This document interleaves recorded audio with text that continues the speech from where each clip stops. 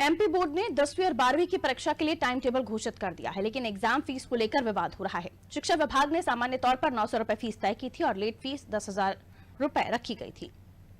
इसे लेकर विपक्ष सरकार पर आक्रामक हो गया। बोर्ड एग्जाम की फीस जमा करने की अंतिम तारीख 6 फरवरी थी।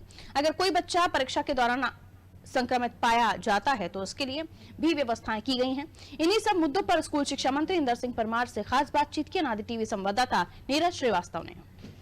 लेट फीस को लेकर बच्चों में संशय बना हुआ है और जो लेट फीस है वो लगभग 10,000 रुपए अगर समय पर फीस जमा नहीं की है तो वो करनी पड़ेगी। इस बारे में चर्चा करने के लिए हमारे साथ शिक्षा मंत्री इंदर सिंह परमार हैं।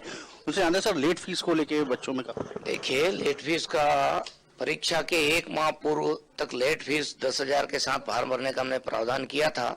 हमने सर्कुलर 1 अक्टूबर को जारी किया था। 7 अक्टूबर से फार्म भरने की प्रक्रिया प्रारंभ हो गई है और जिन लोगों ने 16 जनवरी तक फार्म सबमिट कर दिए गए थे, उनमें से भी कई सारे लोगों ने, विशेषकर स्कूलों ने जिनकी किसी कारण से छूट गए थे, उन्होंने 10,000 शुल्क के साथ में फार्म सबमिट कर दिए गए थे। अब तो हमने केवल 2 दिन का समय, विशेष परिस्थिति में ऐसे कुछ लोग छूटे हैं जिसमें छात्र की गलती नहीं है, स्कूलों की गलती है, ऐसे लोगों को हमने परमिट किया है। अभी हमने कोई शुल्क नहीं बढ़ाया है, पहला से निर्धारित शुल्क है वही है। 3 साल पहले से जो निर्धारित शुल्क है वही शुल्क है। हमने तो एक विशेष छूट के तहत केवल समय बढ़ाया है, बाकी नहीं बढ़ाया है। सर, लेकिन कांग्रेस लगातार ट्वीट कर रही है और इसका विरोध भी करती है। देखिए, जो लोग समय पर फार्म नहीं भरा है, जिन लोगों ने, सामान्यतः वो विद्यालय है, उन विद्यालयों ने बच्चों से फीस ले ली और फॉर्मेलिटी पूरी नहीं की। उसमें सरकार का दोष नहीं है, उसमें विद्यार्थियों का दोष नहीं है, उसमें स्कूलों का दोष है। उसके लिए और कांग्रेस की अज्ञानता के लिए मेरे पास कोई जवाब नहीं है, क्योंकि ये सर्कुलर उनको मालूम ही नहीं है। 1 अक्टूबर का सर्कुलर है। अभी तो केवल हमने उसमें समय अवधि बढ़ाई है, बाकी कोई शुल्क का बढ़ाने का उसमें कुछ उल्लेख ही नहीं किया गया है। जो निर्धारित पहले से शुल्क है वही शुल्क लेने का ले। जैसा कि आपने बताया कि स्कूल की गलती है, लेकिन स्कूल तो छात्रों पर ठीक पड़ेगा ना, छात्रों से मांग।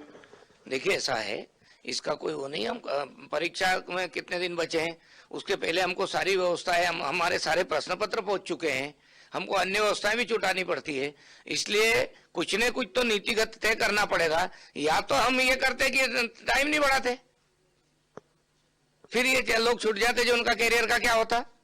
इसलिए हमने भविष्य में लोग नियमों का पालन करें, समय में करें, और इसलिए जो थोड़े बहुत बड़ी संख्या नहीं, बहुत छुटपुट लोग हैं, उनके लिए ये किया गया है। कांग्रेस के लोगों को तो ये मालूम ही नहीं कि कितने लोग परीक्षा में बैठ रहे हैं और कितने लोगों ने फार्म भरा है। उसके लिए वो तो नौटंकी बाज है, नौटंकी कर रहे हैं। एक आखिरी सवाल, जिस तरह से डेट डिसाइड हो गई है, टाइम टेबल भी डिसाइड हो गया, अब जिस तरह से कोई अगर छात्र आता है, कोरोना पॉजिटिव मिलता है सेंटर पर, तो उसके लिए क्या व्यवस्था की गई है? जिस तरह से महाराष्ट्र की बात की जाए तो महाराष्ट्र में अलग से उनके लिए रूम की व्यवस्था की गई है, आइसोलेशन रूम की व्यवस्था की गई है। देखिए, कोरोना प्रोटोकॉल का पालन करने के निर्देश दिए गए हैं। हम सारी व्यवस्थाएं करेंगे जो उस समय आवश्यक होगी।